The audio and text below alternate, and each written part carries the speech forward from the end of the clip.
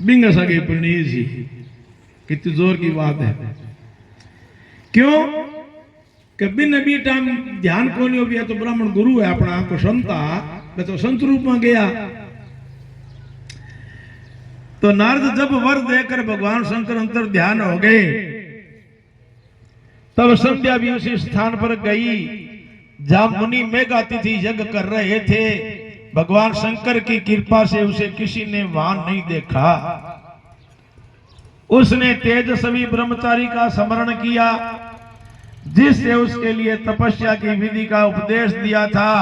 महामुनि, पूर्व काल में महर्षि वशिष्ठ ने मुझ परमेष्टि की आज्ञा से एक तेजस्वी ब्रह्मचारी का धारण करके उसे तपस्या करने के लिए उपयोगी नियम का उपदेश दिया था।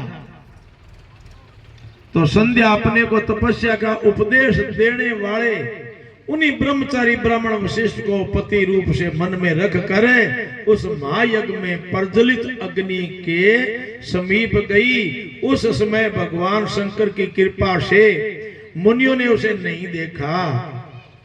तो ब्रह्मा जी की वो पुत्री बड़े हर्ष के साथ उस अग्नि में प्रवेश हो गई।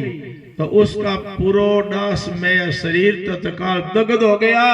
उस पुरोडास की अलक्षित गंध सब और फैल गई और अग्नि ने भगवान शंकर की आज्ञा से उसके सुवर्ण जैसे शरीर को जलाकर शुद्ध करके पुनः सूर्य मंडल में पहुंचा दिया।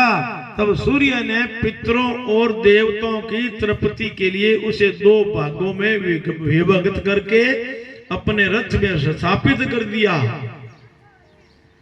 मुनीश्वरे, उसके शरीर का ऊपरी का जो भाग था वो तो संध्या बन गया। जो दिन और रात के बीच में पड़ने वाली आदि संध्या है, उसके शरीर का शेष भाग साय संध्या हो गया। जो दिन और रात के मध्य में होने वाली अंतिम संध्या है, साय संध्या सदा ही पितरों को प्रसन्नता प्रदान करने वाली होती है। सूर्य उदय से पहले जब अरुण उदय हो, प्राची की क्षिति तज में लाली छा जावे, तब प्रात संध्या प्रकट होती है। वो देवताओं को प्रसन्न करने वाली है। जब लाल कमल के समान सूर्य अस्त हो जाता है, उसी समय सदा साय संध्या का उदय होता है। ये दो संध्या है प्रकार की। एक सुबह अपने में लालिमा दिखे जिकी, और एक सामने सूर्य डूबता है लालिमा दिखे जी। बार संध्या भी संध्या उपासना करनी चाहिए। व्रत खोले नहीं, संध्या उपासना से पहले खोले।